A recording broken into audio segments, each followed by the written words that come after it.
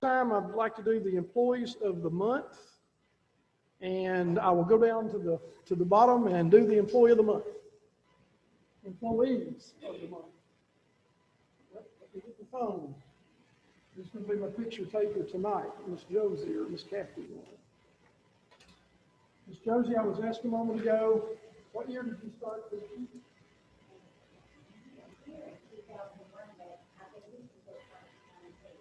Okay, 2001.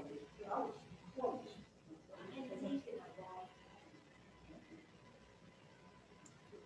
So, if I would right now, thank you for coming tonight. I would also thank the three technology guys tonight for coming, and board members.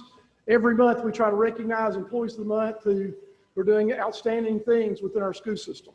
So this month, in the month of, we usually pick, we have a category every month. Sometimes it's janitors, sometimes we're custodians, or sometimes it's teachers, sometimes it's supervisors, sometimes it's this or that. So we've got a whole kind of schedule that we go by, and this month is support staff.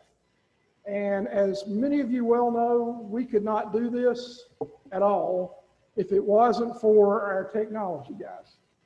And so I did send you an email a moment ago that Mr. Kofer sent for me, and I asked him to do recent accomplishments. So I want you to kind of listen just for just a few seconds about what our technology guys have recently done. They are really miracle workers, in my opinion. Here's what they have recently accomplished. They've deployed 164 new Chromebooks to Cannon County High School the freshman class. They've deployed 220 used Chromebooks to the K-8 schools for our check-in, check-out service. They've ordered, prepped, and deployed 315 new ESSER funded, thank you, Ms. Mullins, for helping us on that, and Mr. Kofer, Chromebooks to K-8. 315 new Chromebooks on top of those that I just mentioned. They've reassigned 129 Civic grant funded Chromebooks that we got last year with the Civics grant that many of our schools received. They have reassigned 129 of those so we could use now, and later we'll pay those back there. So a total of 828 Chromebooks have been made available for students' needs since April. I think that deserves some applause, in my opinion. Our technology department, while all that was going on, if that wasn't enough, our outdoor wireless internet access, we got to do that through some grant funding so that people can pull up in that parking lot right there and receive free outdoor internet. Outdoor Wi-Fi is now available from all school parking lots. Equipment for this project was just ordered in late July using ESSER funds, and the project was completed in early August. Give those guys a hand. They did that in incredible time. Other folks are still waiting, correct? Where's Brian? He's behind the magic curtain. Other folks are still waiting for that, but we got it done in Cannon County. Fantastic. Our voice over internet protocol, we have changed phone numbers in Cannon County schools.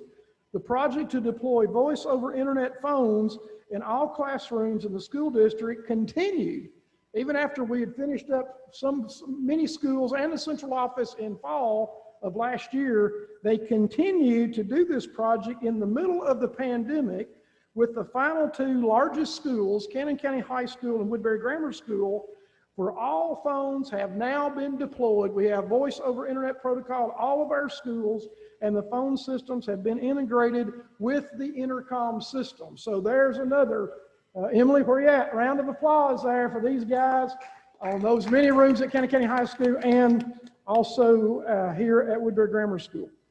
Centralized finance, you think that I'm not through yet. Centralized financing, the 1981 Act. Hello, Douglas, how you doing, Douglas?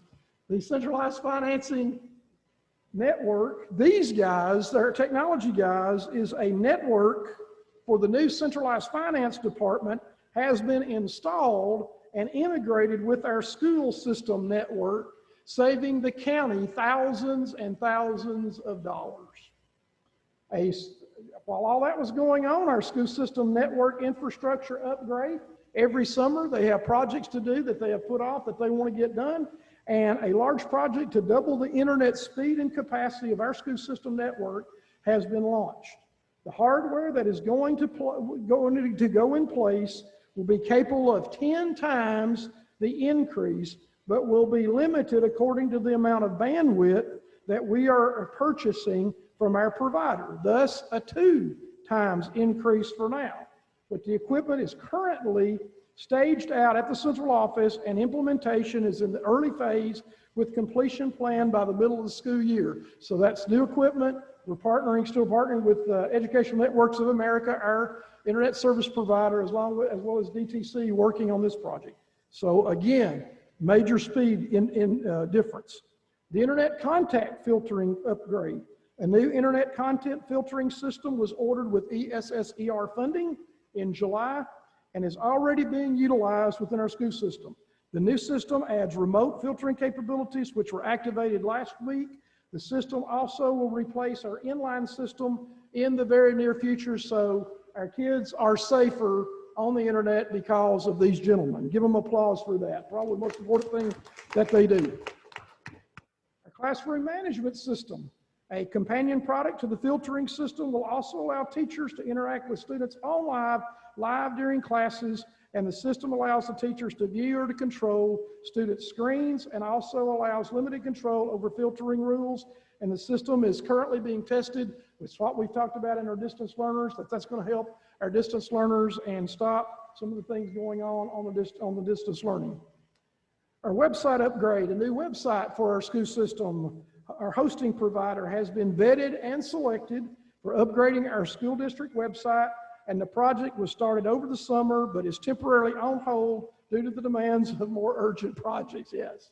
But that is going to be done, and revamping our website. And here's probably another one. Melinda is probably online somewhere there at Auburn, but recently a lightning strike on the Auburn school campus on July 30th resulted in significant damage to the school network. So while all of the above was going on, we had a lightning strike at Auburn, and a total of 5 network switches, 7 computers, a monitor, laser printer, and 3 VoIP phones were damaged, while we were able to fully restore and replace these items the following week before school was back in session. So tremendous things done by our guys. In addition to all those projects,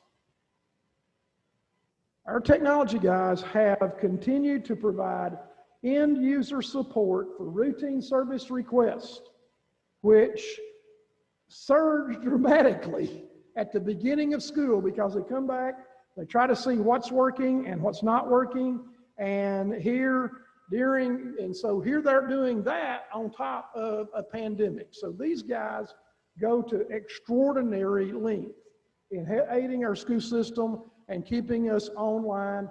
And I told a fellow director of another system just a few days ago, I told that gentleman, I said, I will put, and he was over a larger school system, much larger. And I told him, I said, I'll put our technology guys against anybody, anywhere, in any part of the state of Tennessee. Would you give Mr. Brian Kofer, come on down, Brian. I know you don't want to, but you are. Mr. Tim Davis, and Mr. Michael Medford, a good round of applause for the excellent job that they did.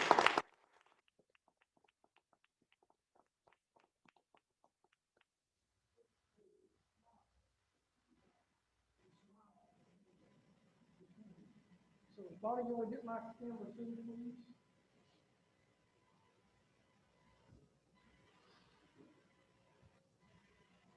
Wow, guys.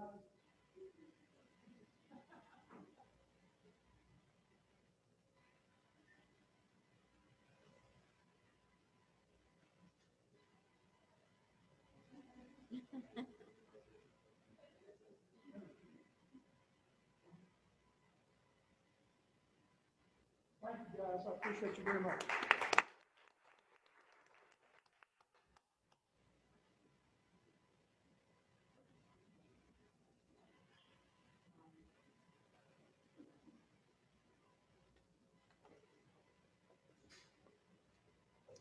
So what we try to do every month is to recognize our employees of the month. So, and I try to keep that suspense. Usually only a few people know. I thank Teresa for doing her certificates every month and getting those out. And she'll be putting those pictures, those wonderful pictures, on the big screen at the central office too when you walk in the foyer. Now, since this is the first meeting of the new year, I will assume the chair for the election of the board chairman, vice chairman, chairman pro tem. But first of all, I would like to call roll to make sure everybody here is here and we have a quorum. Mr. McMackins. Here. Ms. Duggan. Here. Mr. Mullins. Here. Mr. Fan. Here. Ms. Thomas. Here. We do have a quorum. All members are present. So welcome to your first official meeting of the Cannon County Board of Education for your new terms. In the method of election of officers, according to Board Policy 1.200, at the first regular meeting in September each year, the board shall organize by electing a chairman and a vice chairman and chairman pro tem to serve one-year terms or until a successor is named. In the event that an officer's seat on the board is vacated, the board shall elect a successor to serve the remainder of the officer's term. Each board officer shall be eligible for re-election. If no officer of the board is serving at the time of the organizational meeting, the secretary, which is myself, shall call the meeting to order and preside until a chairman is elected as the first order of business. If the office of chairman is vacated prior to the expiration of the annual term, the vice chairman shall assume all responsibilities of the chairman until a new chairman is elected. I have placed in your packet in the workshop the duties of the officers, being chairman, vice chairman, secretary, which I do, or unless I to appoint a designee, and the chairman pro tem. So at this time, the floor is open for the election of a chairman. A motion can be made, a nomination can be done. It does not require a second. The floor is open. I nominate Javen Fan for chairman. Motion has been made by Derek Mullins for Javen Fan as the chairman.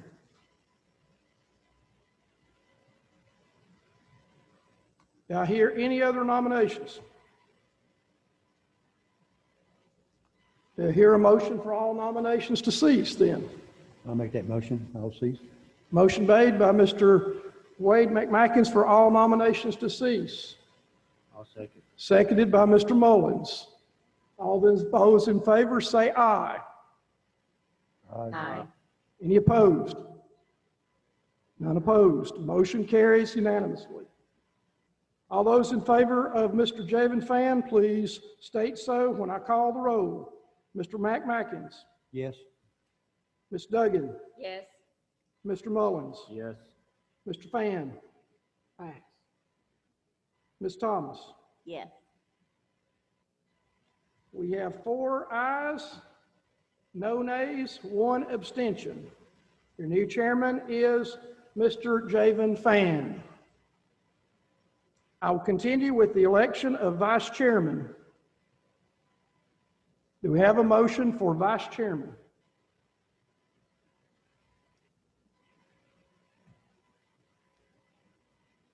I'll make one motion to nominate Mrs. Thomas.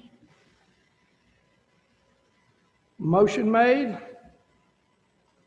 nomination made, excuse me, by Mr. Wade McMackins for Miss Aletha Thomas.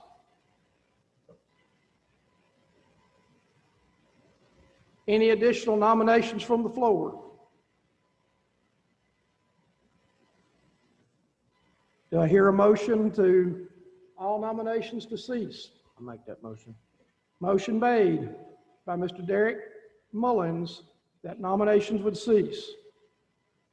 Any opposition? All those for the motion say aye. Aye. Any opposed? No opposition. Motion carries. All those, we'll do a roll call vote for Miss Aletha Thomas. Mr. McMackins. Yes. Ms. Duggan. Yes. Mr. Mullins. Yes. Ms. Thomas. I will pass. Chairman Fan. Aye. We have 4 ayes, no nays, 1 abstention. Ms. Aletha Thomas is our vice chairman. Now we have the office of election of the chairman pro tem. What the chairman pro tem does, as I explained the other evening, they take over in case the vice chairman or the chairman or the vice chairman is out. You can still have order of operations since you can have 3 members being present. So the example is, if Ms. Thomas or Mr. Fan were absent, then the other 3, Mr. Mullins, Ms. Duggan, and Mr. McMackins, could carry on business for the Board of Education. I'd like So- to nominate Mr. Wade McMackins. Motion made for the election of Chairman Pro Tem, Mr. Wade McMackins. Any additional nominees? Do I hear a motion, all nominations shall cease? If you would say aye. Aye. Opposed? Motion carries. All those in front of, for Mr. Wade McMackins as the election of Chairman Pro Tem. Mr. McMackins, I pass. Ms. Duggan, Aye. Mr. Mullins, Aye. Mr. Fan, Aye. Ms. Thomas. Aye. We have 4 ayes, no nays, 1 abstention. There you have your officers for the 2021 school year. Would you give them a round of applause? Chairman Fan, I relinquish the chair to you, sir. All right, everyone. I'd like to start off by saying just a little bit. I think we're in for a little bit of rough times in the Cannon County school system. We're already in a little bit of a rough patch as we speak due to COVID, but I'm willing to work with everyone here. I'll do my very best to support you in all your endeavors and everything you wish to change or wish to upgrade or wish to help the school system. Let's try to keep it civil. I don't like a whole lot of Facebook stuff, and that gets things blown out of proportion, but you got to do what you got to do. But I do wish we could keep it between ourselves and try to discuss things between ourselves before we go other places. That being said, let's get started. Item number 2 on the agenda, I think we have a request by our director to add, I'm sorry, I got a little ahead of myself, add something to the agenda. That was the nomination of a vice director of schools. Do I have a motion to add that to the agenda? I make that motion. Motion's been made. Do I have a second? I'll second. Second's been made. Call the roll. Motion made to revise the agenda by adding at number 12, approved Deputy Director of Cannon County Schools per recommendation of the Director of Schools. Mr. McMackins. Yes. Ms. Duggan. Aye. Mr. Mullins. Yes. Ms. Thomas. Aye. Chairman Fan. Aye. Mr. Chairman, 5 ayes, no nays. All right, item number 2. Do we approve the amended agenda? Do I have a motion to approve? I'll make that motion. Motion's been made. Do I have a second? I second it. Motion's been seconded.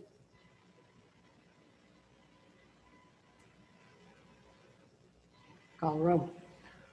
Motion to approve the agenda. Mr. McMackins. Yes.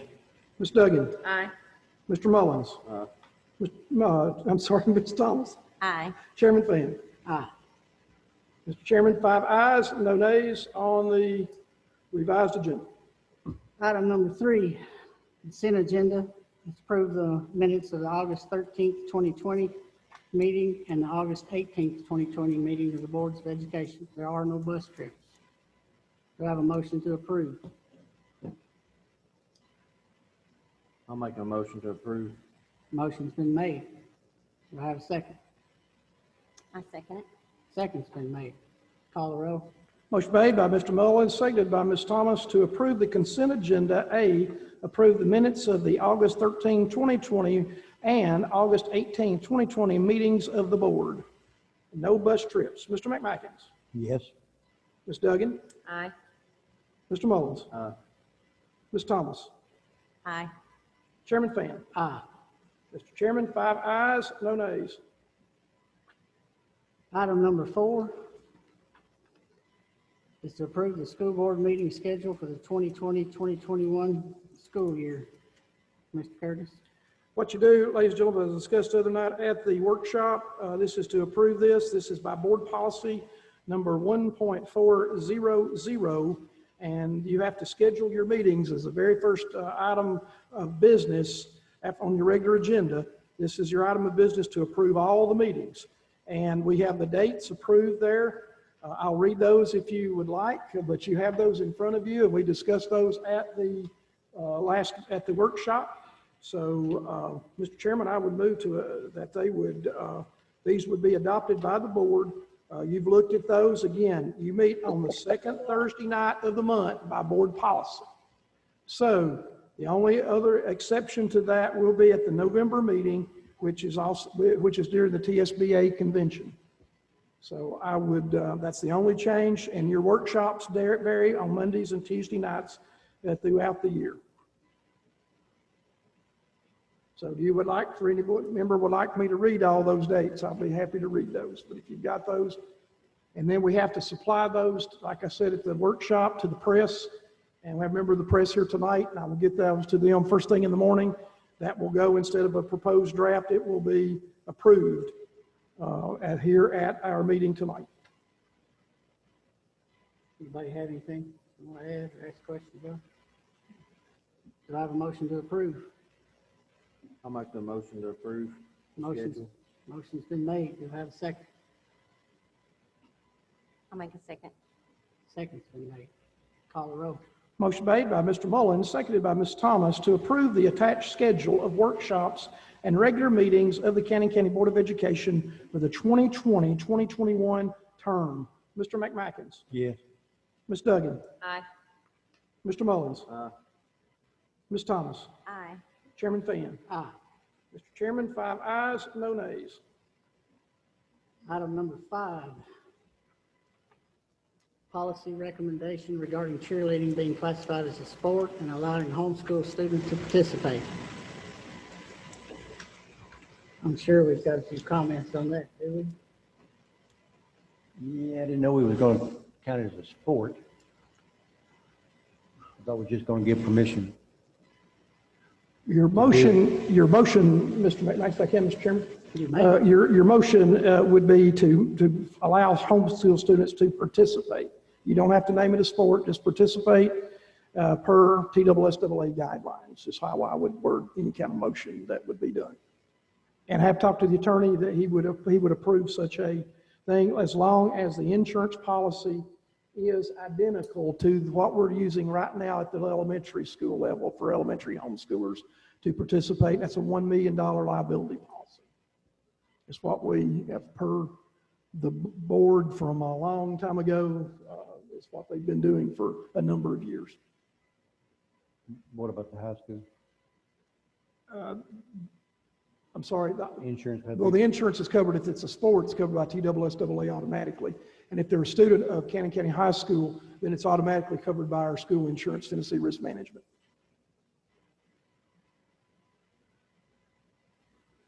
So the parent will have to provide the insurance. Correct.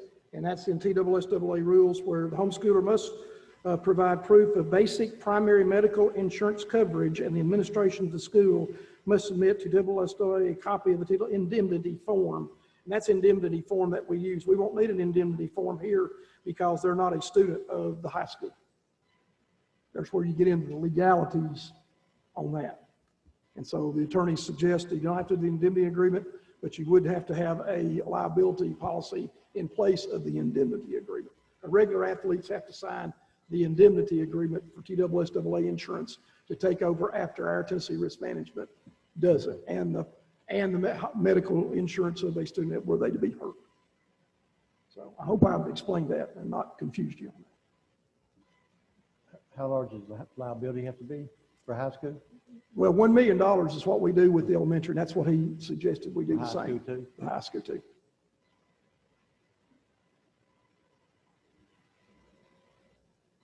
Any more discussion? Do I have a motion to approve? I'll make that motion to approve. I'll second that motion. That motion includes, You may read the motion or what I think Your the own motion reading. is. Motion is to allow homeschool students to participate in cheerleading per all TSSAA guidelines, including the purchase of insurance policy identical to the elementary school homeschool athletes for $1 million of coverage. Is that the motion that I'm hearing? Am I hearing anything else I need to add to that motion? motion's been made and seconded. Call roll.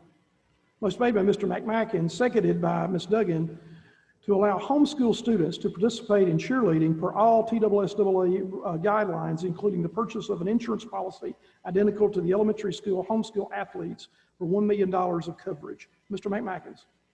Aye. Ms. Duggan. Aye. Mr. Mullins. Aye.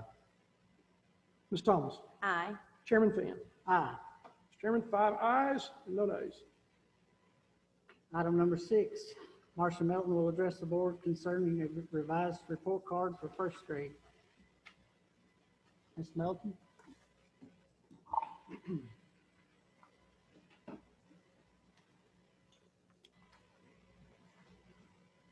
So I think Mr. Curtis gave you a copy of a green report card. That was our former report card. I just wanted to be able to show you that there's a little bit of difference, but the amount of things that we're checking on and for math grade are about the same.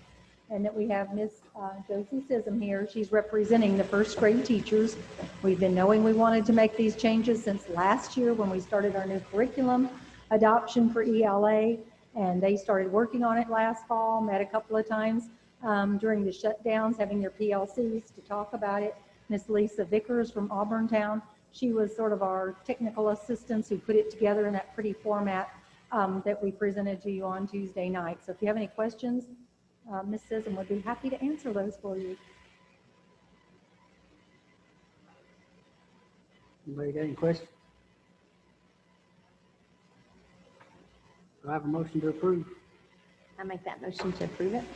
Motion's been made. Do I have a second? I'll second that motion. Motion's been made and seconded. Call the roll. Motion made by Ms. Thomas, seconded by Ms. Duggan, to approve the first grade revised report card as submitted by the first grade teacher committee. Mr. McMacken. Aye. Ms. Duggan. Aye. Mr. Mullins. Aye. Ms. Thomas. Aye. Chairman Finn. Aye. Mr. Chairman, 5 ayes, no nays. Welcome. Item number 7 is to approve audit bids. Mr. Curtis? Mr. Chairman, members of the board, if you would look there at the audit bid opening, we had 2 bids from Matlock Clement CPAs of $9,000. And the second bid was to Tamara L. Beckman CPA for $8,500. And the bid for 2019-2020 was $6,500. So it's a $2,000 increase from last year at the lowest bid is. And the audit's been done by Mr. John P. Young, CPA for multiple years. And Mr. Young is retiring. Now this audit is for individual schools. It's called the Individual Schools Activity Funds. And these are the funds that each school principal has.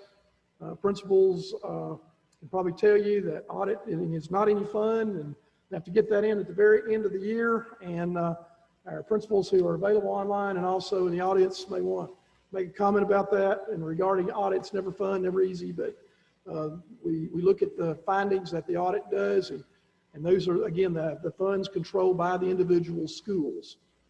And that means whatever they do at their school, then it goes through their checking account at that individual school and not central office. So Douglas, you want to say anything maybe in regard to the audit bids?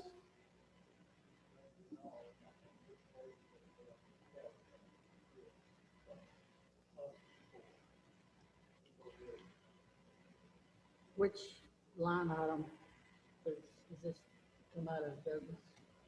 You know which line item this comes out of?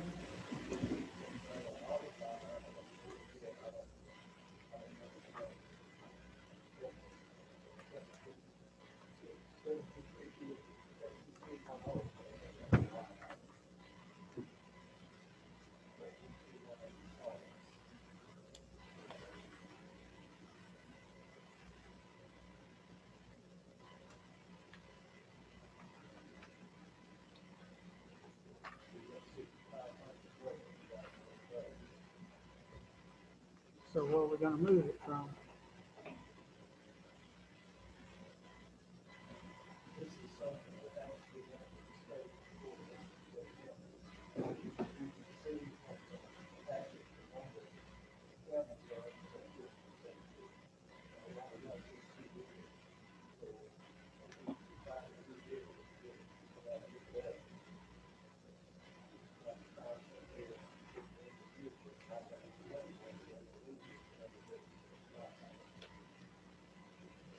And that would normally be done, Douglas, in the latter part of the year, usually in June, with a budget amendment going over to the,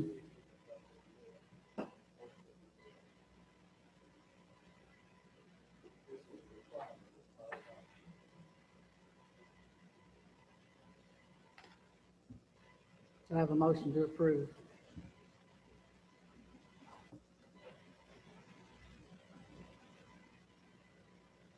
Can I make one comment? Sure. We're under the understanding that why we don't have any more bids is strictly because most of these organizations and businesses do not qualify to do this audit, right? And are we under the understanding that we only got 2 back because most people are not used to doing these or don't want to do it, or it's out of their scope? Or?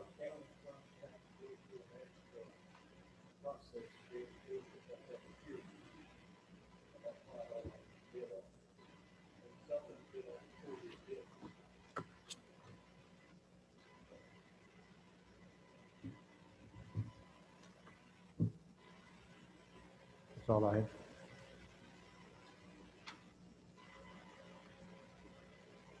Motion from anybody to approve? I'll make a motion. We approve Ms. Tamara Hillbeck in the lower to do the audit for $8,500. Motion's been made. Do we have a second? I'll second. Motion's been made and seconded. Call the roll. motion made by Mr. Mullins, seconded by Mr. McMackins, to approve the bid of Tamara L. Beckman, CPA, for the amount of $8,500 for the school audit bids. Mr. McMackins. Aye. Ms. Duggan. Aye. Mr. Mullins. Ms. Thomas. Aye.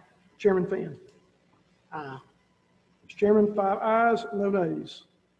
And we'll take care of that in the morning. We'll let Douglas will let her know. And we'll get moving on that. So congratulations, principals, on what I did. Item number 8, distance learning discussion. I'm just going to open the floor up to you guys. If you have anything you want to say.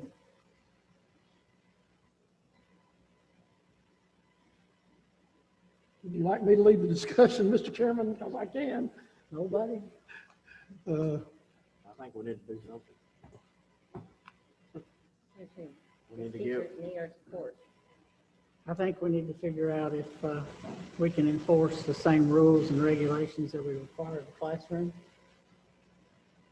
There's no need in expecting the kid to be able to get away with stuff or not do stuff that they're supposed to do in the classroom. But we need to make sure that it's 100% we can enforce that. Go ahead, Mr. Curtis. Mr. Chairman, I did work on this diligently since we last met and the workshop. If you'll look at what I sent to you earlier today, and I did consult with the Cannon County Board of Education attorney, Mr. Michael R. Jennings, regarding the proposed motion. And the motion that I have right now is to authorize the director of Cannon County Schools to utilize discretion to make determinations regarding individual student placement, i.e. distance learning or traditional learning, with the same authority as if the student were in the traditional setting. Now, I've asked principals to look at that. I've received numerous comments regarding this motion today. And I know we have 2 principals there, assistant principal and some online that would talk even more about this. What this does is to put some teeth into what needs to be done for these that are non-participants of distance learning. Now, I've also talked to supervisors about this today, including our attendance supervisor, Ms. Patterson, who is here tonight. And what we have looked at too, if they have not checked in or are not checking in or participating, it becomes an attendance issue.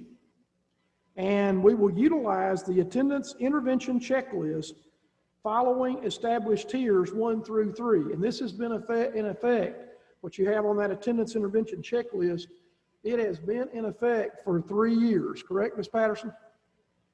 So what we're going to look at, if they've not checked in, not done anything, we're going after them there for truancy.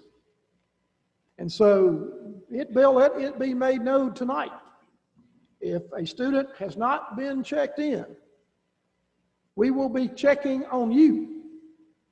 And I will do that. We will do that deliberately following the tiers that all these steps are completed. So if someone has not checked in totally, then we will be going after them, or just a little bit.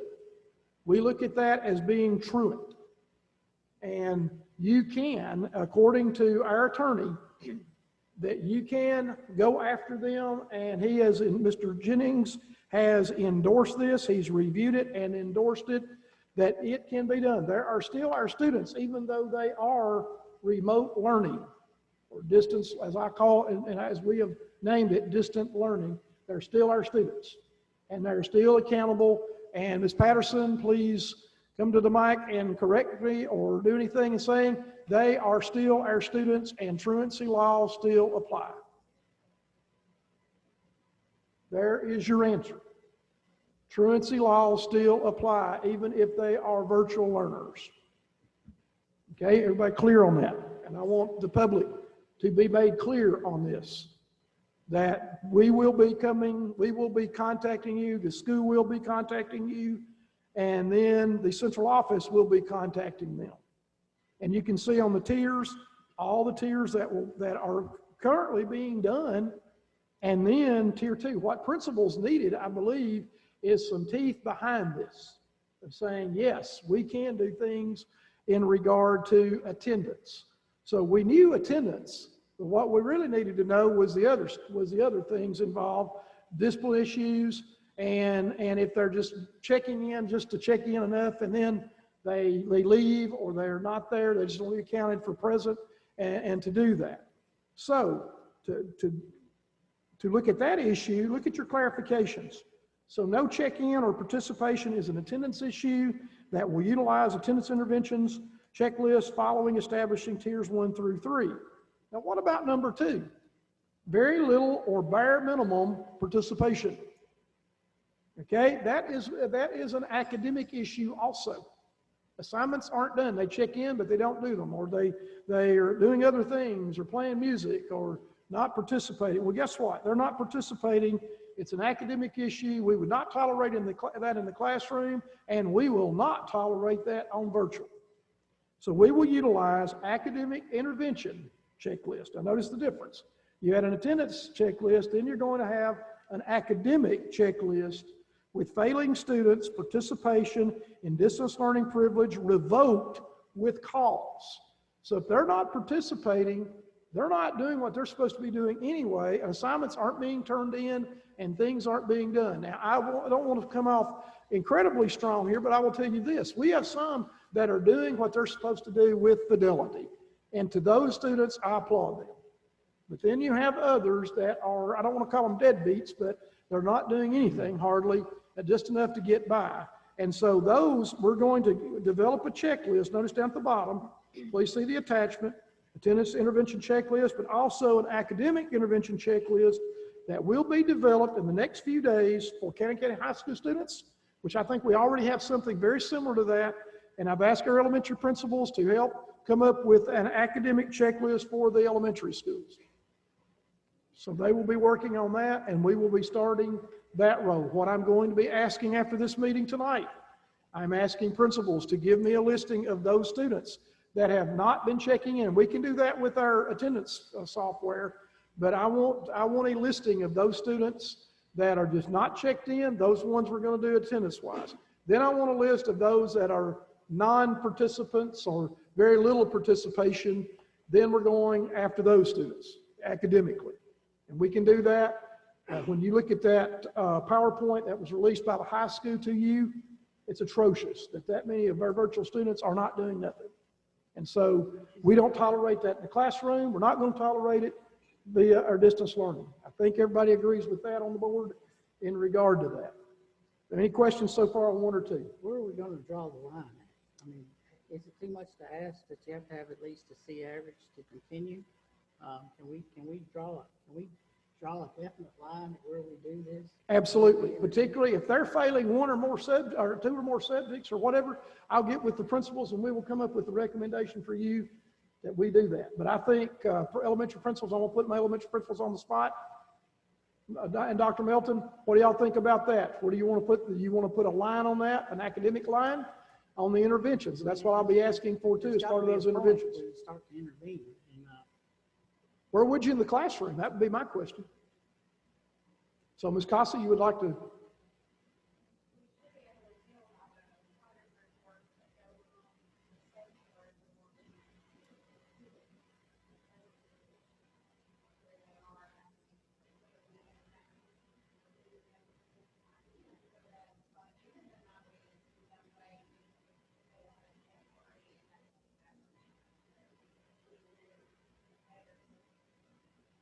And you would normally, Principal Hancock, you would probably intervene somewhere between, from that first progress report. I know high school, Mr. Nichols is at a soccer game tonight that we're having on campus at the high school. But we talked with him earlier and he was saying the same thing. He said they're failing multiple courses. That's what got his attention, him and his staff's attention, was the amount of failures that they were doing. Principal Hancock, you want to say that maybe something more toward the elementary level?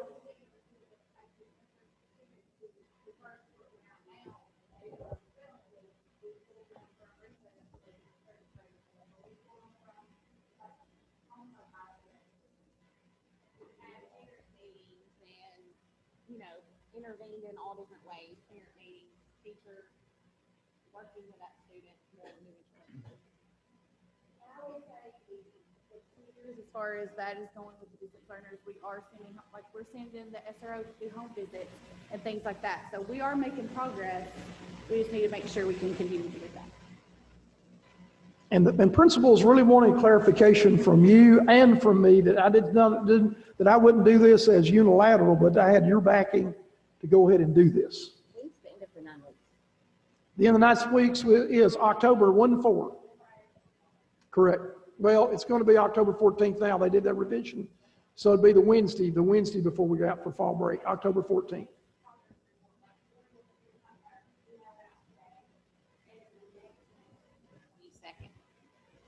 Okay, and our school board meeting is before the end of the 9 weeks. October correct? the 8th. Yes, ma'am. I think that's correct. If you look on my schedule. So if we don't make a decision until the end of the 9 weeks, we won't be making a decision until November. Because our board meeting is before the end of the 9 weeks. Yeah, October the 8th. That's a long time. It is.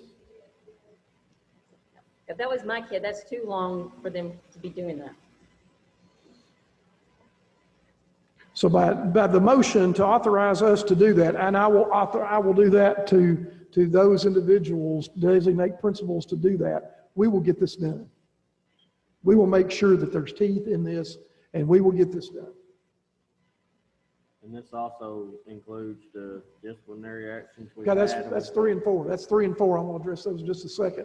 But if I can, Mr. Chairman, I'll move on to 3 and 4. And if there's anything, is there anything about 1 and 2 about attendance or academics? Okay, let's go to number 3. Disciplinary issues with distance learning participants will be addressed through this motion and the director principal, slant principal's discretion to remove the privilege of distance learning with cause. So that is giving principals, myself and principals, not just to remove it willy-nilly, but to remove it with cause. Meaning, Ms. Cossey had a situation where I authorized her to do it immediately. The parent agreed, and we cut it off because there was a situation involving hacking is what the situation involved. We moved rapidly on that, and that privilege was removed. And I believe that mother brought that student back that same day. Is that correct, Ms. Cossey? That's just one example. But we've got others playing music. We've got others. Ms. Camcock sent me something today and regarding the disruptions that are being done. These students are fast learners. The hacker was 6th grade. They are fast learners. And they've been texting each other and using part of the Google Suite to hang out with one another, just like they're slipping notes like we used to do in class. They're doing it electronically with each other. And then instead of doing what the teacher's saying to do, they are fast learners, rapid learners. Probably got a game of Fortnite going on the side. They probably do. Is there anybody online of our other principals that are online? Angela, y'all can see those over there. Tell me any other principals. Okay, would any other principals would like to speak upon the attendance or minimal participation or disciplinary issues? Any of our other principals, would you unmic? Mr. Curtis, this is Miss Karen. Okay, go ahead, Miss Karen. I've reviewed your plan, and I think that gives us the teeth that we're looking for to back us to be able to address not just the ones that are not participating, but the ones that are participating, interrupting our classes, and the ones that are showing up on the video and not turning in any of the work. I think it kind of covers everything that we proposed on at the workshop. Okay, Miss Melinda. Is she there? Okay, could you unmute Ms. Crook? Yes, sir, I'm here. Okay, at Auburn, I know we've got a little bit different. I'll talk about that in my comments. He's like, well, any comments that you're having in regarding distance learning? Well, I mean, we had a few little issues today because of internet, but you're talking about before today, before. That's correct. In regard to the motion and regarding the director to utilize discretion to make determinations revolving distance learning or traditional learning. Yes, I really like the plan you sent. I think, like Miss Karen said, I don't want to just say the same thing, but we needed something like this plan because we have students not participating and not turning work in and not showing up a lot. So I think this will be a step in the right direction. And Auburn will be on distance learning until the 21st. Through the 18th. And y'all have begun that, and I know it's a challenge, and I appreciate your teachers and every effort, Ms. Crook, during that time. Yes, sir. Thank you. Okay, who else did we have over there? Miss Stephanie Alexander from Short Mountain.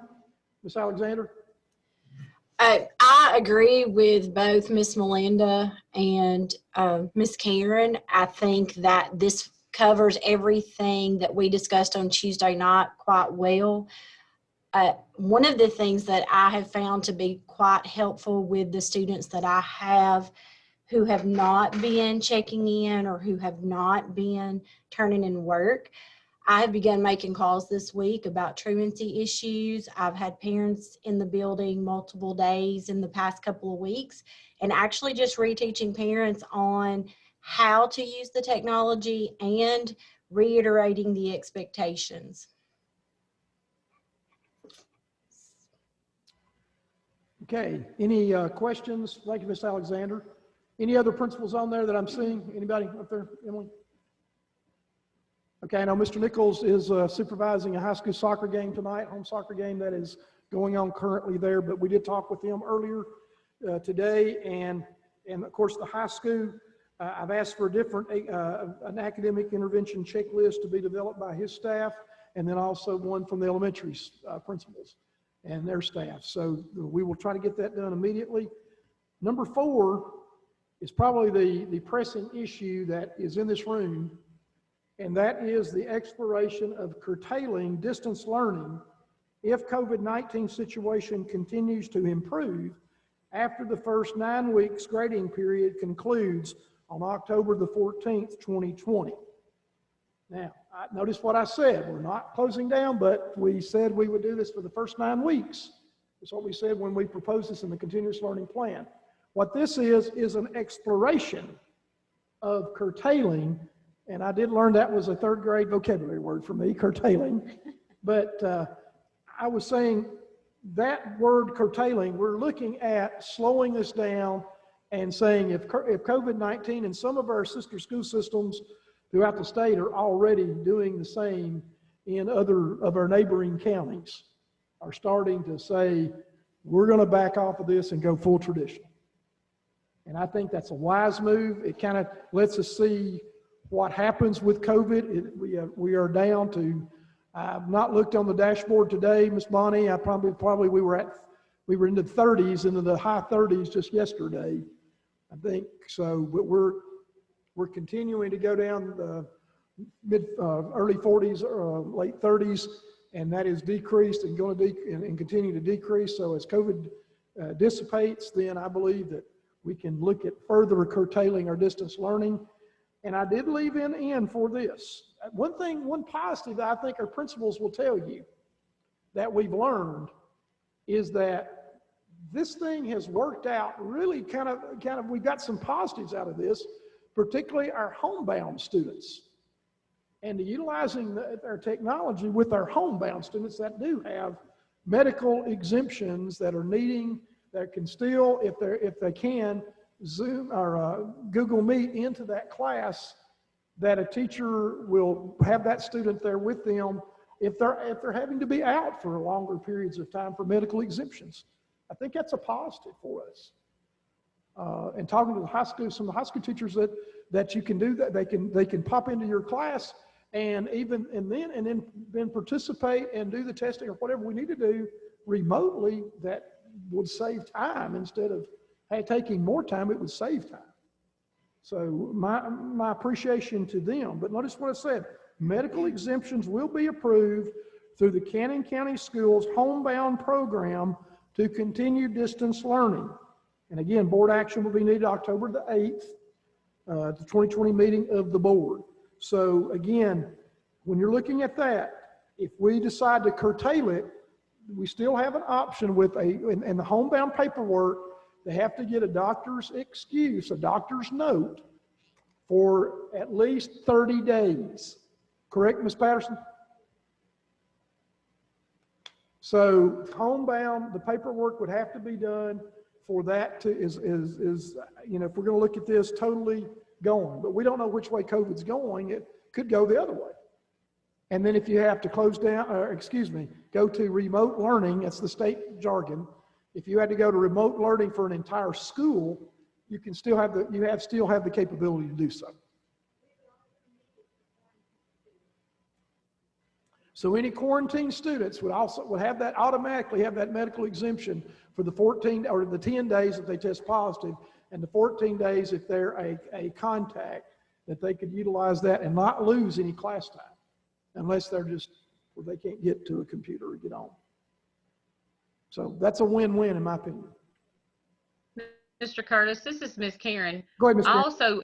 I also would just like to mention to the board, and several principals have piggybacked with our text message earlier, that we've discovered a great tool for us, because if we have to remove a student from the classroom because of behavior issues, we can turn those Google Chromebooks on and they can still hear all the instruction and do all of the work while they're in an in-school suspension situation. So that's also a plus. The technology that's been added is being used inside the classroom, so that hasn't been wasted at all. So even if we were to curtail the distance learning, we still have really added to the tools that our students have in our county right now, and the principals as well. So in-school suspension, this would greatly aid in-school suspension then. Correct, Ms. Karen? Absolutely. And we use that as a last resort, but sometimes kids just need a break to get out of that busyness of the regular classroom. And it's not always necessarily a punishment. Sometimes it's just a step away for a little while. And it was going on in the classroom, get to see the exact same work. So they didn't miss anything at all by being removed from that classroom. So that was a really big win. And some other principals have said that they're using it that way as well. Okay, any additional questions for any of our principals or our supervisors? Okay, that's covered quite a bit on the students. What about the teachers that are having to work double time? Have we found a way to give them any time for planning? Or that is a work in progress, Mr. Chairman. And we will have to look at that because we do have some in-service days built into the schedule. And we could possibly use some of those days to go, but if you go full virtual and you're trying to still want your teachers to do planning, some of those are synchronous learners, and then you would have some difficulty there. The only thing is, if we were to use, we could utilize some of our stockpile days to do so, because usually if teachers are going to be off a particular day to have to work on that, then you would have to have something for those students to count that as a day. Am I correct, Dr. Melton, on that?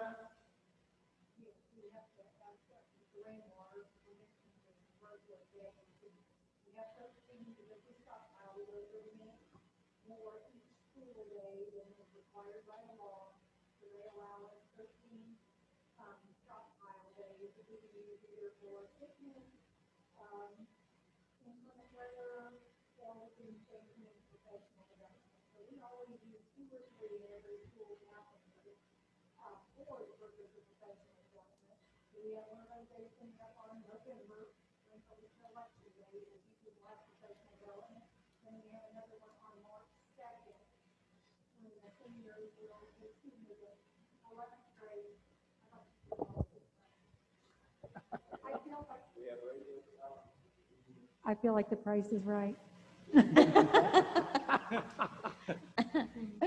So we could ask to change our calendar. We haven't used very many snow days in the past few years. We've used more for regular flu season and for rainy weather. Those from Auburn Town sort of know how that can get over there. So we do have that option, and that would be a help to teachers to have those days. But once again, if we use them, then we wouldn't have them for snow days if needed. But since we're learning really how to pivot quickly, and we could just have off-campus instructional days, and everybody could, on their snow days, watch the snow at home and use their Google Classroom. And I don't think that's what they wanted to hear.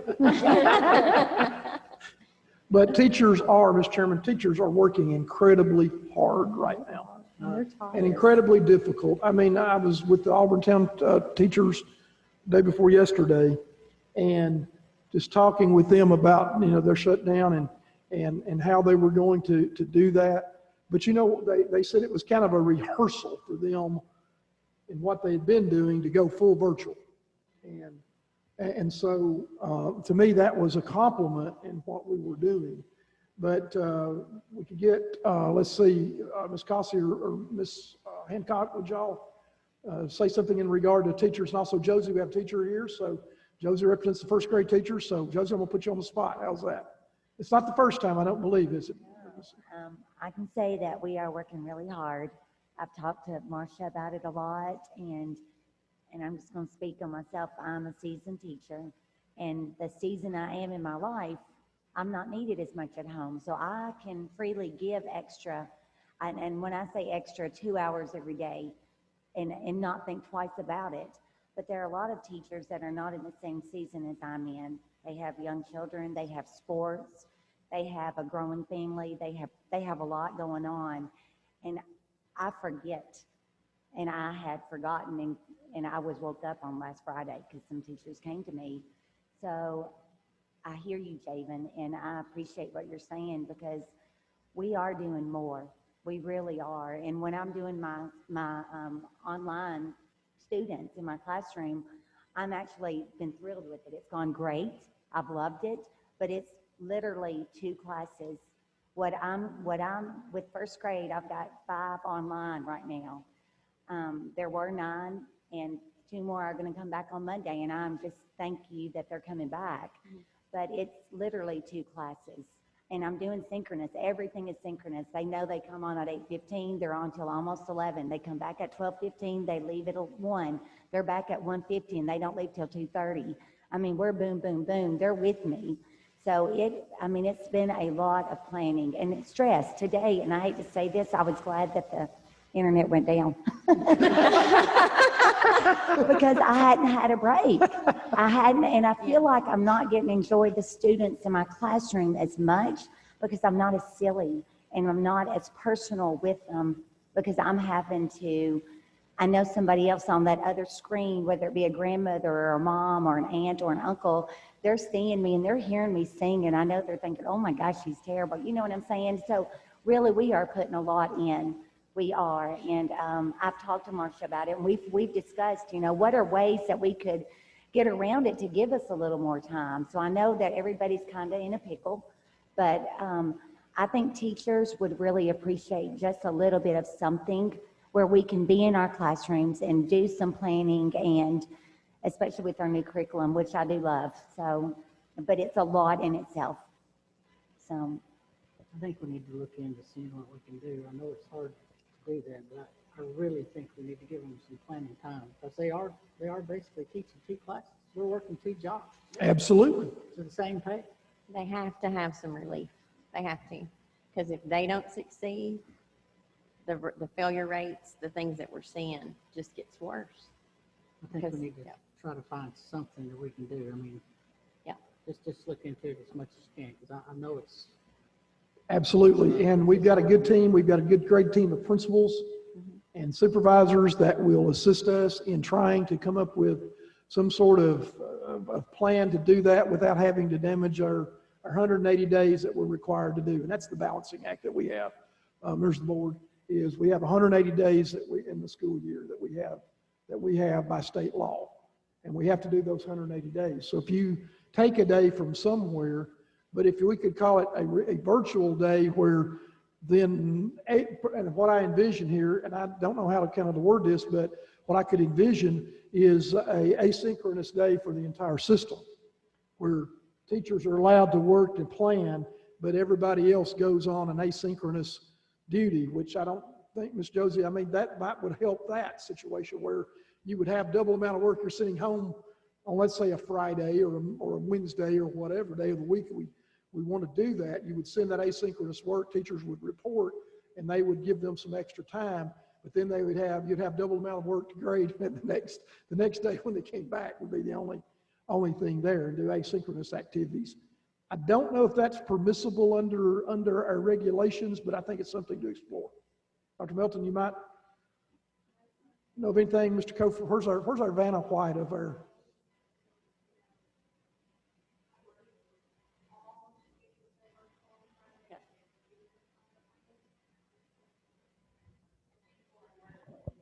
But then again, you get into the issue of childcare too for parents, and we can handle our teachers' kids probably utilizing some of our staff to assist in watching those students.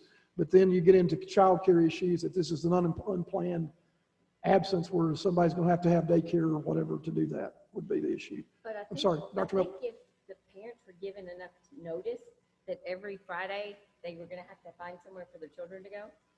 But what about the kids that don't have computers to do that? Would you guys do paper packets for them? Okay. Right. I really wouldn't say it was the computer issue, It's it's the the internet. Yes. And we could do paper packets Okay. for them, and they would know what their plan was for the next day. And some of the computers, if they had our one-on-one students, which Mr. Cofer, we're hoping to be one-on-one, we're already one-on-one with the 6th grade up, correct? Even those students could download on the thumb drives the work for that next day and have that already ready to go when they leave out. Let's say you did it on a Friday, you did it on a Thursday, you load the thumb drives up, and from 6th grade up, I don't think that's a huge issue. And the high schoolers, they've got the cell phones, they make them a hotspot, and they do this work on the Chromebooks on their hotspots. I mean, it's just that's simple for high school students. But then we've got some high students that I have very few high school students that are asynchronous. When I talked to Mr. Nichols on that, some of his team on how many, but it's a handful that's asynchronous at the high school right now. So I think Ms.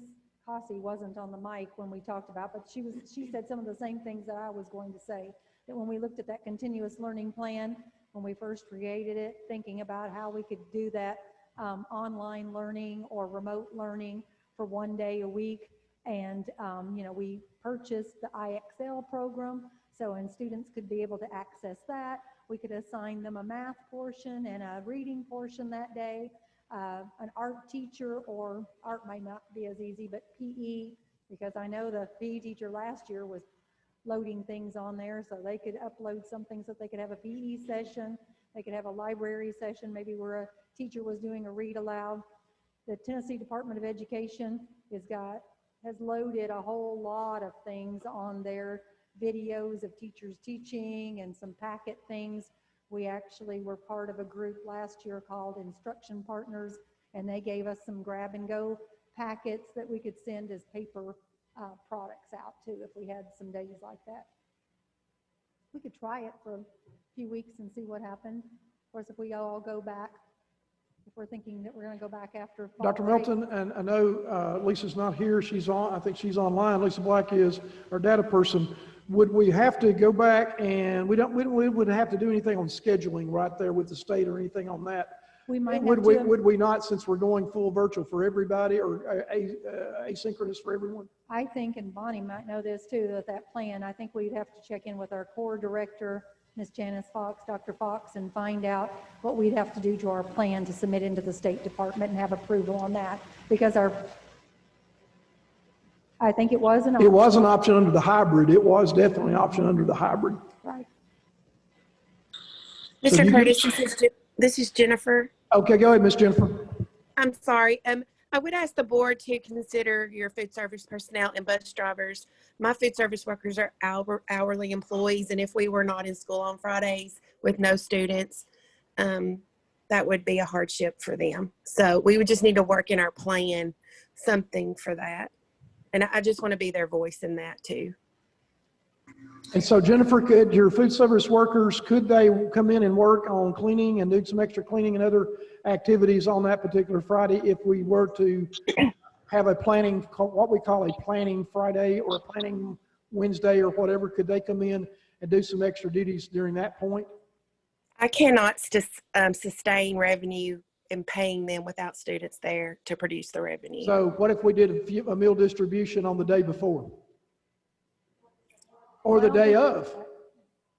Well, I think doing a meal distribution the day of for virtual learners, for all of those learners to come in and do a meal distribution then. Would it help you there that you wouldn't lose that revenue?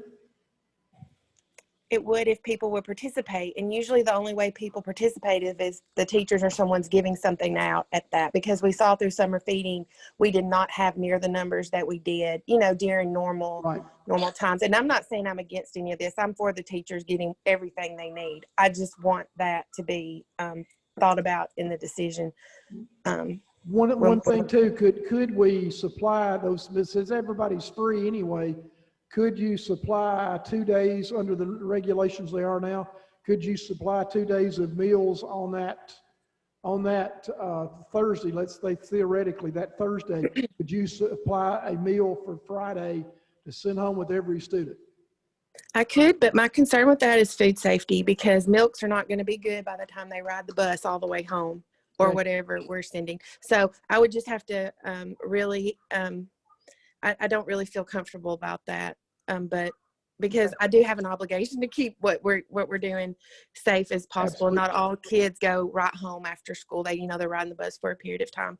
But I will work on that with principals to see, because I'll need their help too to make that happen on a meal distribution. But I'll seek guidance from the State Department. Okay, we're thinking outside the box. That's what we need to be doing. Mr. Curtis, this is Lisa Black. Go ahead, Lisa Black. There is, as long as we're sending instructional work home, that would not affect our funding for that school day. So if we could say through packets, or if they were doing some online instructions or IXLs or whatever they were doing, and we were using it as a student instructional day, it would not affect our funding. All right, excellent news there. Okay, Mr. Chairman? Okay, you need that in form of a motion for the kids. I do, Mr. Chairman, to authorize the director that in the form of a motion. Let's keep our teachers in mind. I know it's a little soon to do that, but we need to be thinking about them, try to give them some sort of a break. Y'all try to come up with something. If this continues, I know we're going to have Absolutely. Something happen. Mr. Curtis, this is Ms. Karen. Can I say something? Mr. Chairman? Go ahead, Karen. Okay, I just wanted to add, you were just talking about it might be a little bit soon for that. I 100% think we need to give our teachers some relief. We are halfway through this 9 weeks. So if we're thinking about curtailing distance learning at the end of 9 weeks, if our COVID numbers keep going down, this may resolve itself. So, I mean, I think we need to keep that in mind as well. I was thinking the same thing, Ms. Karen. If these numbers continue to go down, that we will have less and less and less distance learners. But if it were to go up, then we absolutely need to come back to the table and make some arrangements for our teachers to have some relief. Absolutely. All right, do I have a motion to approve? I'll make the motion. Motion's been made. Do I have a second? I'll second. Second's been made.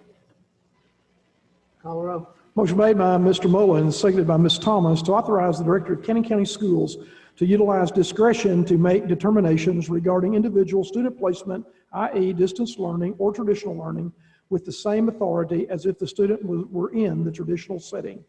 Mr. McMackins. Aye. Ms. Duggan. Aye. Mr. Mullins. Aye. Ms. Thomas. Aye. Chairman Fan. Aye. Mr. Chairman, 5 ayes, no nays.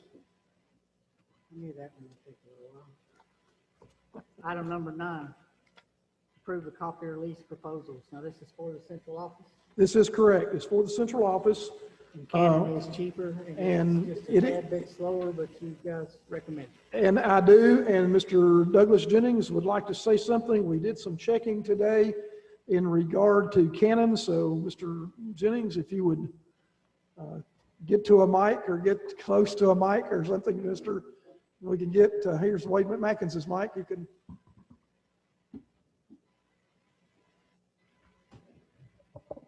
Have to help him there, bro. We've been a customer of Xerox for years, ever since I've been at the central office, and their rates have actually gone down each time we've gotten a proposal from them. But this time, as y'all know, we can buy on the state contract, and Canon has a state contract, so that's the reason they're so much less. But our current copier has a booklet maker, it hole punches, it staples, it collates, it does a lot of things. And this Canon copier that you have listed on your sheet there does all of that except make a booklet. And I found out today that the booklet maker was used more than what I had thought. So I got back with the Canon representative, and he gave me a new quote of an average month would be $651.53, which is $16.64 more per month, and that gives us our booklet maker. So, and I have relied on our technology department to help us with knowing whether or not we'd have a good network connection, and their recommendations on the copier, and Brian tells me that Canon would be fine, and of course that's about over $200 a month less than what we're paying now. So that would save us some money, which we might find the money to pay the auditor then. That's what I was thinking. That is more than I have heard you say in 4 years. That's my swan song. I think the centralized finance office has done something to you. For what it's worth, this Canon copier is exactly what the military uses. This is what I have at work. Do I have a motion?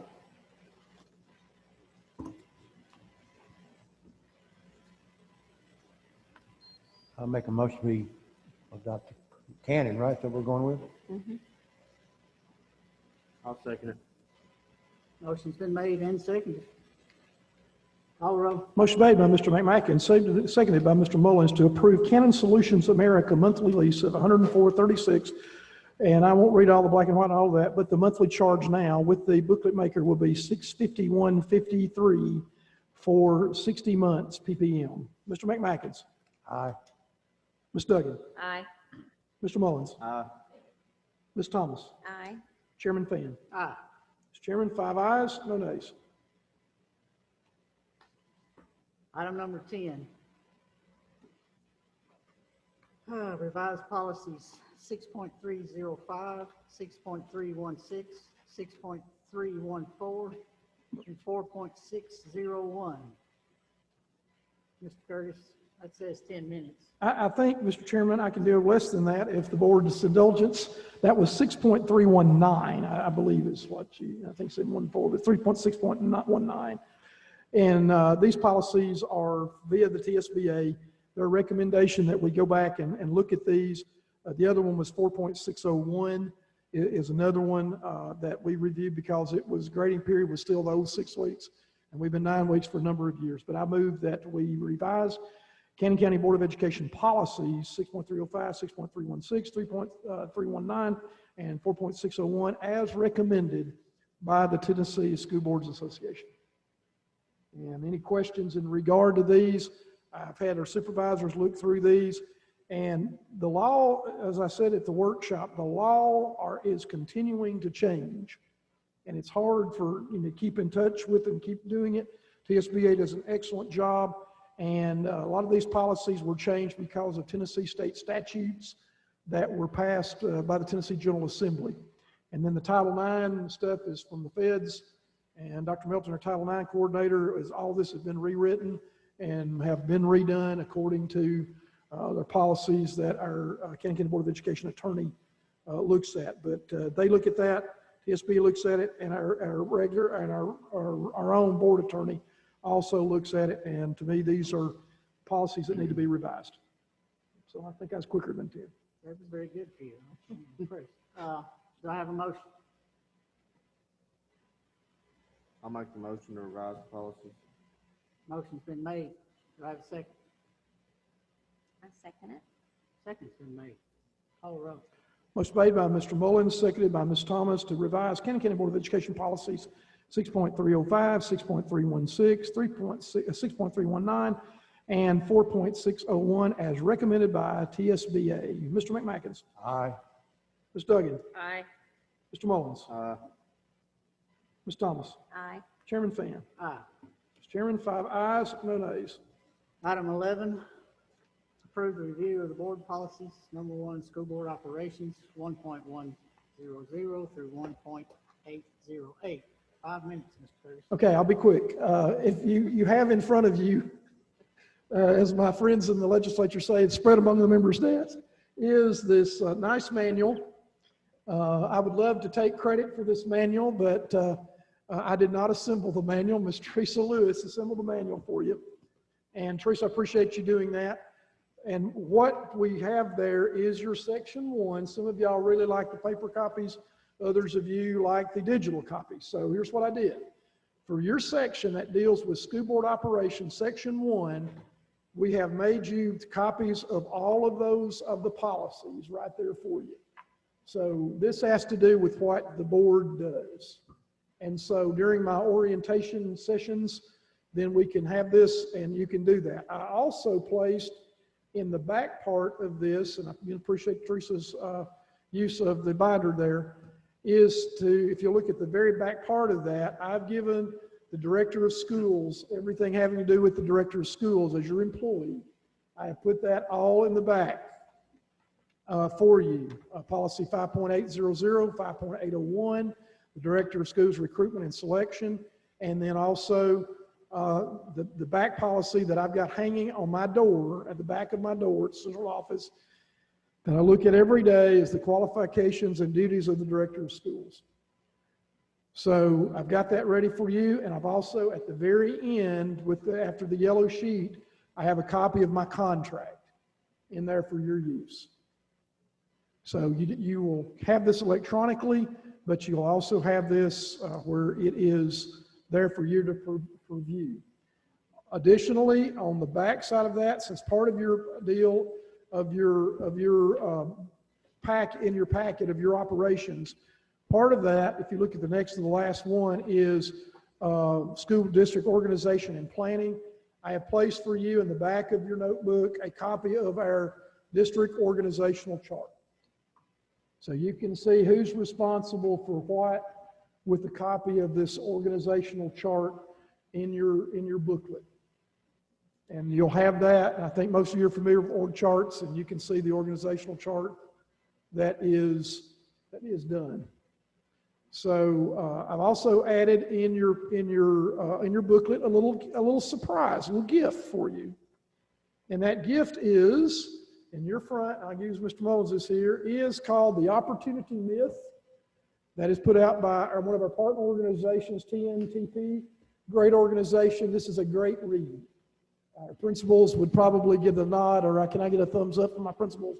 And regarding the opportunity myth, it makes you think differently about our schools and and education in general as of this. And also, with Dr. Milton has given us, since we're adopting our new reading series and our English language arts series, the Science of Reading, and that is put out by SCORE. SCORE is a quasi-governmental organization.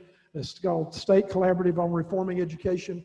It talks about reading and the importance of reading. And they've done tremendous amount of research. It didn't cost us anything on that. But SCORE is a great organization that aids us with the science of reading. So I'm giving you, I usually get homework. I've just given you some homework there, members of the board, is you've got your manual that we'll talk about during orientation, but you've also got some things it talks about, and that opportunity myth, I think, is a game changer, I believe.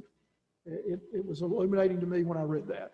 And there's some great stuff there, as well as in, Dr. Milton, you might want to say something on the science of reading that we had from SCORE. And that science of reading kind of springboarded us in our new English language arts reading adoption that we did earlier this year. So Dr. Milton, you might want to talk about that science of reading from So I'll SCORE. just take a moment to talk about that. We've actually been in this journey on reading. Several years ago, we started with Reading First, that they based their understanding of the learning of reading around research-based practices that promote the learning. Then we went to Read to Be Ready, and now we're in this science of reading too. So we've sort of had this journey as we've learned more about how students actually learn to read. So I think that will open your eyes to some of the background that we've had. Miss Sism, I'm glad she stayed here because she was one of our committee members working on the new curriculum. But we even traveled to Putnam County to hear a renowned researcher talk about the science of reading. We went to the SCORE meeting in Nashville on the science of reading. So our group actually had a lot of knowledge about that before we got involved in the adoption process. But I think Mr. Curtis is going to at some time ask us to come in as an orientation and let you know some more things. So I'll give you some more information on that. Next item on the agenda.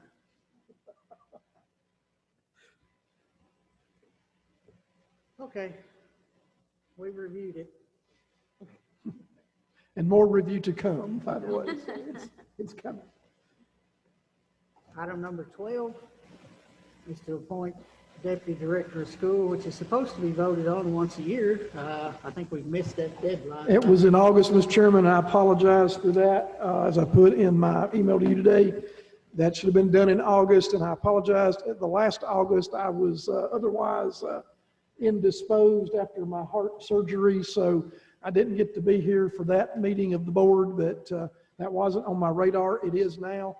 I've asked Teresa to put it on our radars for every August that you know that you're going to appoint the deputy director. And I also would ask you in this motion that we go back and look at to propose additions to the Cannon County Board of Education policy, adding the appointment procedure and specified duties of the deputy director with consultation with the Cannon County Board of Education Attorney Michael R. Jennings and TSBA General Counsel Jennifer White. Why I asked that, I don't know exactly where to put the deputy director in our board policy. Other systems have those.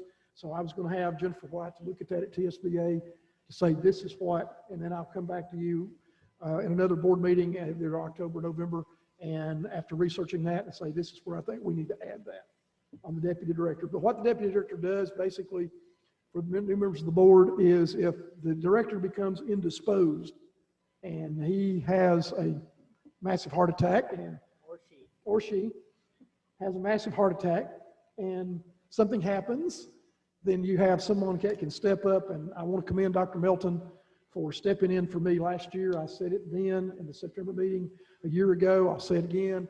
I appreciate Dr. Milton's working and not getting any extra pay at all, but she's ready to stand in for me. I'm going to be out of town some of the 1st of October. I've asked her to step in for me. If I'm out and something happens, that she can step in for me. And she does an excellent job. Been a former director or former superintendent. She understands the job and has done an exceptional work. She tried to pawn that off on Ms. Patterson earlier today, And Miss Patterson politely, she's trying to ignore me right now, but she politely declined that invitation earlier today before I sent this out. So, like I say, Dr. Melton was my choice to be deputy director, and to do that, and Marcia does a great job. And like I say, I can't thank her enough for stepping in for me last year. So, Marcia, you can pay me later for that, but part of that great stipend you receive.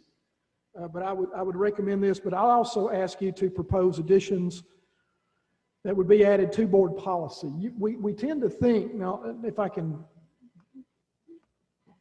I guess, pontificate just for a minute or talk just for a second, is give an editorial here. If it's not in board policy, we tend to forget it if it's in the minutes somewhere. If this was in the minutes last year in August that I put there for you. As new boards come on and other members come and go, we tend to forget about what's in a minute. But in policy, like I say, you're reviewing that policy right now. So in policy, you see that, and it's a better reminder than if it's just in the minutes from 10 years ago. Because I don't know. I couldn't tell you the minutes from 2010. I probably couldn't unless it had to do something with what I was doing in 2010. But this, if it's in policy, you got it. You got it. I don't want to say it's etched in stone because you can change it, but at least it's there that you know it's there, and you know you need to do that every August. So that's what I would do in the form of this motion too. I would ask not only to approve Dr. Melton, but also for us to look at the proposal to make sure that this is in policy somewhere. So there's my pontification and commentary for the evening. How many minutes is that? I don't know if that was on there. We didn't say the amount of minutes on there, Mr. Chairman. You said it wouldn't take long. Do I have a motion to approve Marcia Melton as deputy director and to approve it and put it in board policy that it is voted on once a year? I'll make that motion. Motion's been made. Do I have a second? I'll second. Motion's been made and seconded. Call the roll. Motion made by Ms. Thomas, seconded by Mr. Mullins to appoint Dr. Marcia Melton as Deputy Director of Cannon County Schools for 2020-2021 term. Furthermore, to propose additions to the Cannon County Board of Education policy at the October 2020 meeting of the board. Mr. McMackins. Aye. Ms. Duggan. Aye. Mr. Mullins. Aye. Ms. Thomas. Aye. Chairman Fan. Aye. Mr. Chairman, 5 ayes, no nays. Mr. Curtis. Director's comments. I've commented a lot as I normally do, but I would ask 3 minutes, sir. 3 minutes. Okay, everybody go. See if I can get in my auctioneer voice real quick, rapidly here. Board retreat, Saturday morning, 8 a.m. and to 3 p.m. it says, but we're hoping to work through lunch and be done by 2. So that starts at 8 a.m. sharp and going 3 p.m. Miss Tammy Gris was scheduled to do that, but Tammy is having to go to another one somewhere else. So Ben Torres, I think, Mr. Chairman knows Mr. Torres. Ben Torres, one of their general counsels, will be with us on Saturday morning, and Ben will do a great job. Great guy, and I think you'll enjoy his presentation. Now, orientation meetings. I would like to set up 4 orientation meetings, and I would like our principals to be there for the first orientation: Auburn, East Side, Short Mountain, and West Side. For a second orientation meeting, I'm giving everybody 30 minutes. That'll get you out in 2 hours. Everybody does 30 minutes. Okay? That get you out in 2 hours for those. The next one would be Cannon County High School, Woodbury Grammar, and Woodland. Would be the next one. That would get you out a little bit earlier on that one. Then the third one would be a supervisors, and the supervisors, Dr. Melton, Ms. Kathy Mullins, so over federal programs, Ms. Julie Vincent over special education, and Ms. Bonnie, being those 4 for that evening. And then the final one, supervisor directors, Jennifer Insel, the food service, Mr. Brian Kofer, and the physical staff would be the 4th one, and Mr. Curtis to talk about the director of schools duties. So that's 4 different ones that I'm proposing. Now, According to board policy, these need to be done before September the 30th.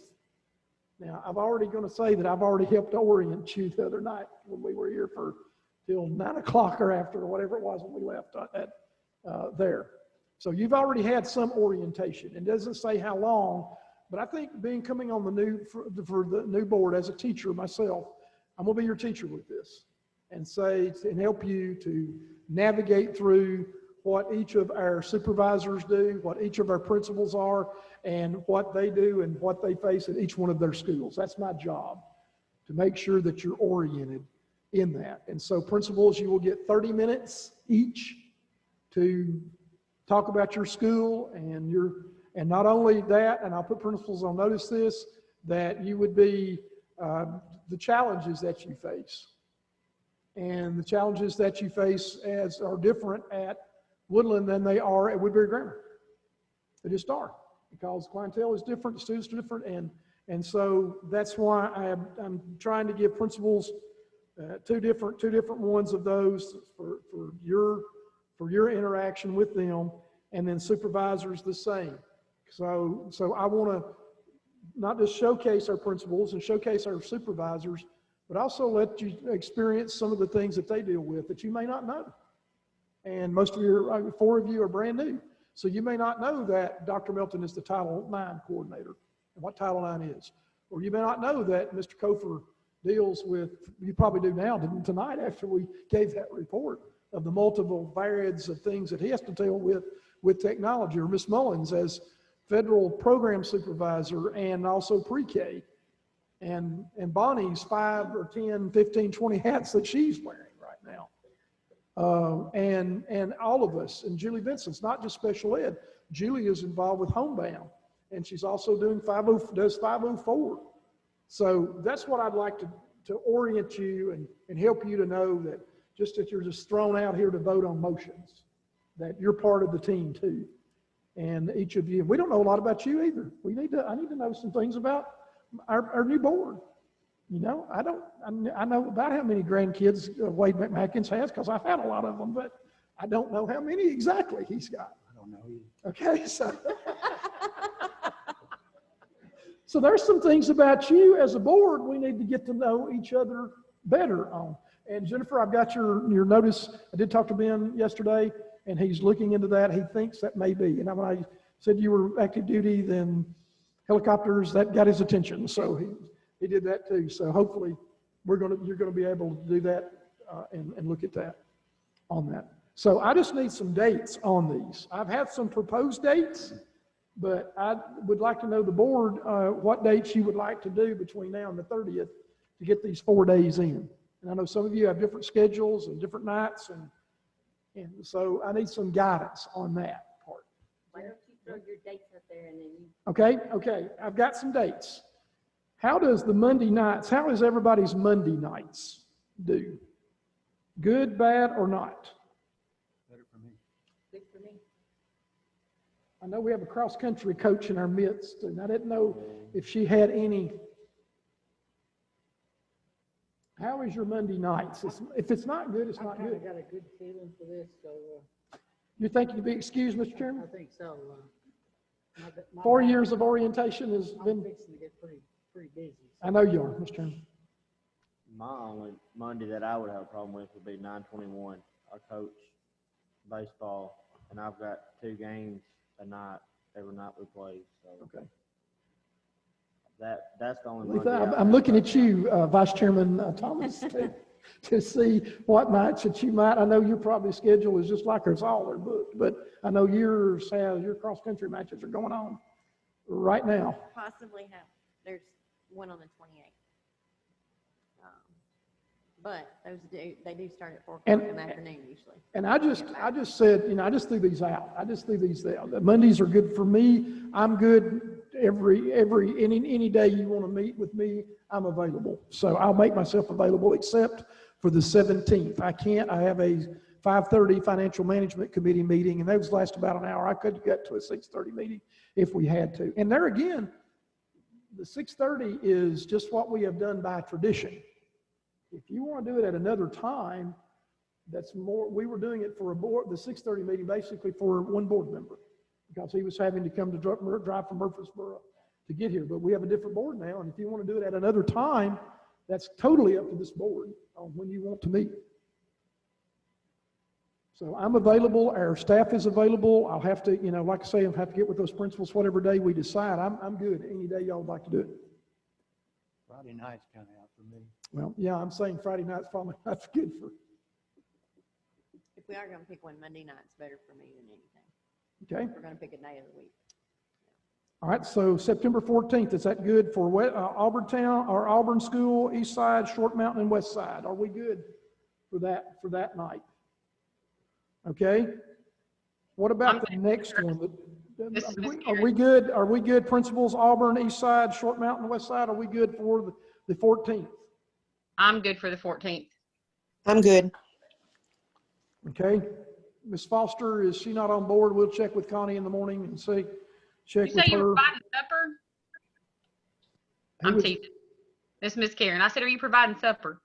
We can provide some refreshments, yes. I will try to. Teasing, Mr. Curtis. Okay, I know you are, especially if we go 2 hours. I understand. Auburn East. Auburn, East Side, Short Mountain. Stephanie, are you available on the 14th? Yes, sir. Okay, so we're good. We're good with principals, good with y'all. So if that's good, You say 6 or 6:30? I'm gonna poll the members here and see if we'd like to start early, we get out early. That's the way I look at it. Jennifer, can you get from Nashville by 6? Are we good? Derek, can you? Okay.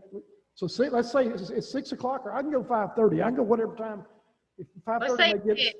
6. I would like to ask for 6. We're taking up money for our whatever Harvest Festival thing we're not doing next week on Monday. Okay. All right, your non-harvest festival. Okay, I understand that. My anti-harvest festival, yeah. Anti-harvest. It's a Facebook Live event next Friday night, the 18th. This is my plug for everybody listening. Please tune in. Okay, the 14th at 6 o'clock, and we will highlight those particular schools. Okay, we got one down. Let's go 3 more. High school, Woodbury Grammar, and Woodland. I had put down the 21st, but if that's bad, Letha, is that bad for you, or? No, 21st is good. First, okay, 21st, are we? I have 2 games. Okay, you've got games that night. I do. So if I zoomed it, would that help to? My games To- are 6 and 7:15. You're coaching. If I zoom it, no, I want to record it. If I zoom it, I can record it, and Derek, you can go back. That's the beauty of technology now. If I zoom it, and Mr. Kofer, you won't have to be there. I can hit the record button and do that. So would that be acceptable then? Yeah, or if you wanted to do it if anybody be okay with that Tuesday night, I don't know what anybody else might have. I would really like to be at it if I could. Because Woodland is represented, I understand. Well, any of them. I want to be at them all if I can. Okay. 22nd, is that okay? I 22nd? cannot do the 22nd. Okay, Aletha cannot do the 22nd. But What I can do about? the 24th. Okay, what about the 24th? Nope, I'm going. Okay, I'm going. see, this is what we get into with 5 different schedules. Go. Okay, let's do that. What about the 15th? I can do the 15th. I can do it. Good.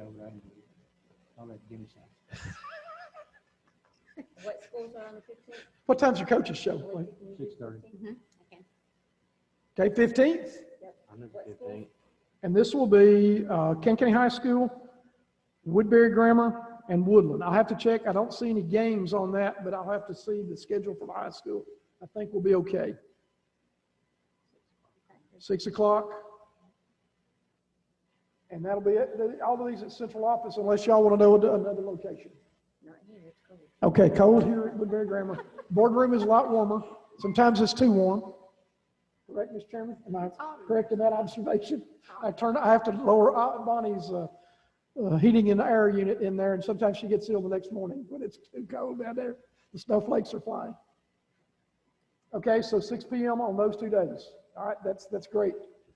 Okay, and so we've ruled out the 17th. Is that correct? Because there are multiple people out the 17th or can't the 17th for the next one. Or have we? Have we talked? Let's talk about 17th. Can we do it 17th? I've got a financial management committee meeting at 5:30. I'm usually done at 6:30, but Derek can't anyway. So we've knocked that one out. Okay. All right. Then we go to the 21st, which I think we've talked about. Everybody, but Derek on the 21st. What about the 22nd? Okay.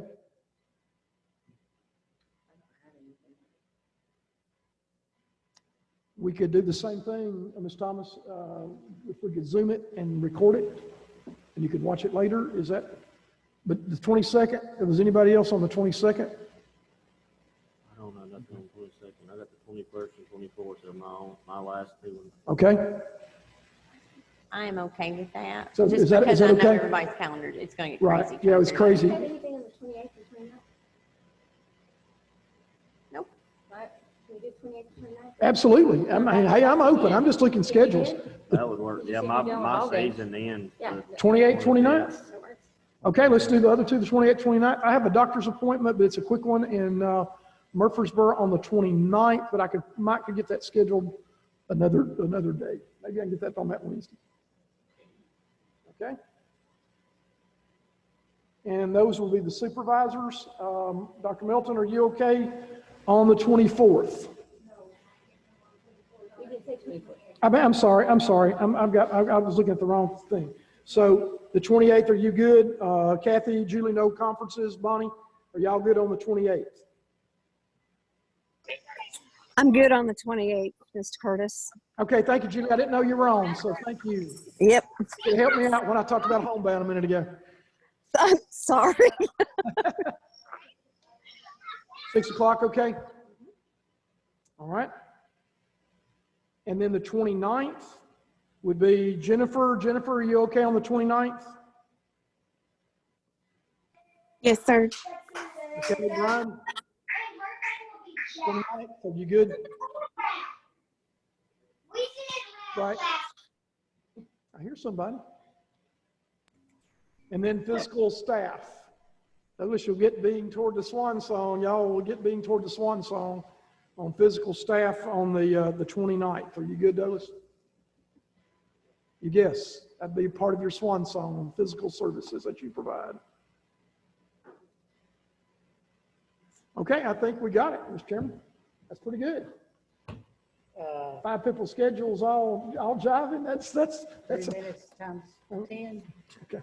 Thank you, Mr. Chairman. You're welcome, sir.